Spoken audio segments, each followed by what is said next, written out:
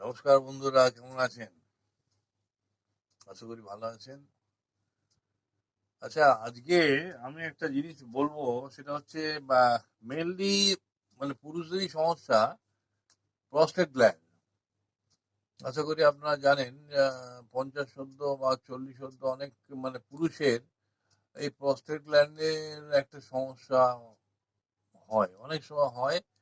এটা কি হয় আমাদের ছেলেদের, পুরুষদের কি হয়, পুরুষদের যে ইউরিনারি ট্র্যাক্টটা গেছে একটা গ্ল্যান্ডের মধ্যে দিয়ে, সেটাকে বলা হয় প্রস্টেট গ্ল্যান্ড।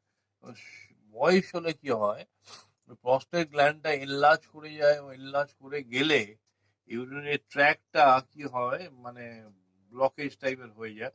তাতে ইউরিনটা পাস হতে অসুবিধা হয়। অনেক সময় এমনও হয় পুরোপুরি ব্লক হয়ে যায়, এবং তার ফলে কি হয়, ইউরিনটা একদমই যায় না, একদমই বেরোয় না। তখন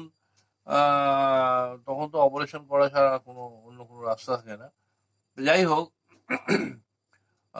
এটা যদি কখনো শুরুতে প্রবলেমটা ধরুন শুরু হচ্ছে, ইউরিনটা কম যাচ্ছে, আপনি হয়তো বুঝতে পারছেন ইউরিনটা রয়ে যাচ্ছে কিছুটা ব্লাডারে, পুরোপুরি আপনার ক্লিয়ার হচ্ছে না, বা বারবার আপনাকে যেতে হচ্ছে বাথরুমে।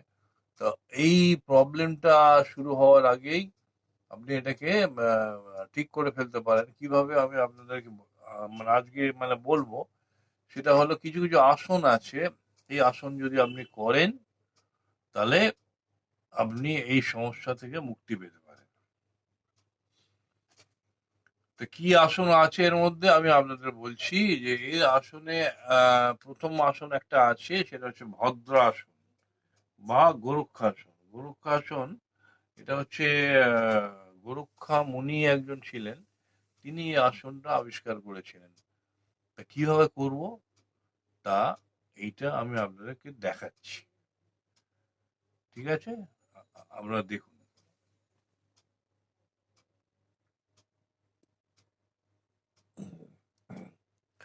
প্রথমে আমরা দুটো পা এরম ভাবে ছড়িয়ে দেবো। ছড়িয়ে দিয়ে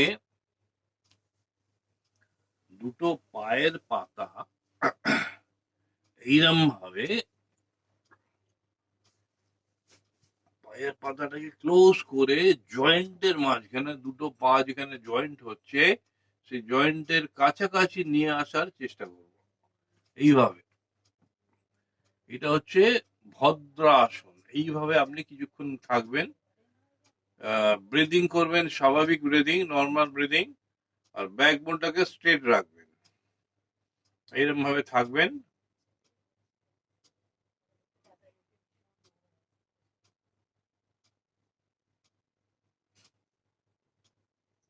এইভাবে আপনি ওই 50 সেকেন্ড মতো আপনি থাকুন। থাকবার পরে আস্তে আস্তে পা দুটোকে ছড়িয়ে দিন। পা দুটোকে ছড়িয়ে দিয়ে এইভাবে আপনাকে আহ 3টে সেট করবেন। এইভাবে 3টে সেট করার পরে আপনি শবাসনে বিশ্রাম নিন। শবাসনে আপনি 2-5 মিনিট মতো বিশ্রাম নিন। এটা হলো প্রস্টেটের প্রবলেমকে ঠিক করার খুবই ভালো আসন। আরেকটা আসন আছে, সেটা হলো আহ ধনুরাসন।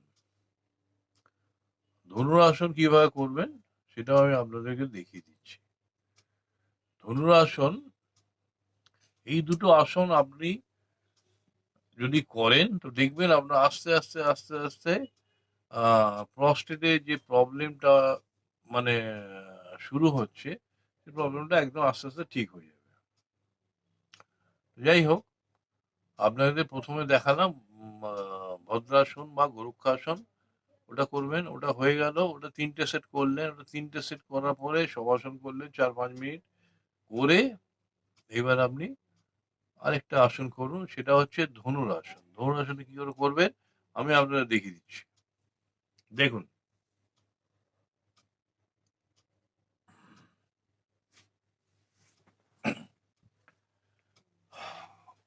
এইভাবে শুয়ে পড়তে হবে। শুয়ে পড়ে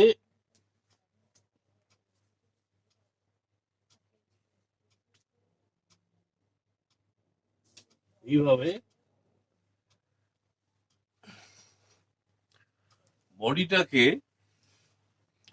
বডিটাকে পেটের উপরে রেস্ট করে আহ হাঁটু দুটোকে ভেঙে আহ হাঁটু দুটোকে ভেঙে পা দুটোকে ধরতে হবে এইভাবে এইভাবে। তাতে কি হবে, আপনার শরীরটা একটা ধনুকের মতো হয়ে যাচ্ছে। আপনার বডিটা রেস্ট হচ্ছে কোথায় না, আপনার পেটের উপরে, এবং ওপর দিকে থাকছে, মানে নিচের দিকটা একটু ওপর দিকে উঠছে। তাতে কি হচ্ছে, বডিটা এরকম ধনুকের মতো হয়ে যাচ্ছে। এই আসনটা করবেন, এটা হচ্ছে আহ ধনুর আসন।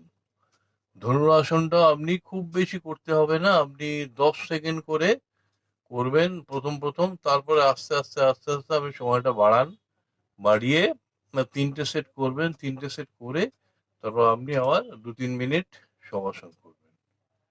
করে দেখুন, এটা এই দুটো আসন করে দেখবেন, আপনাদের এই প্রস্টেটের প্রবলেমটা অনেকটা সলভ হয়ে যাবে।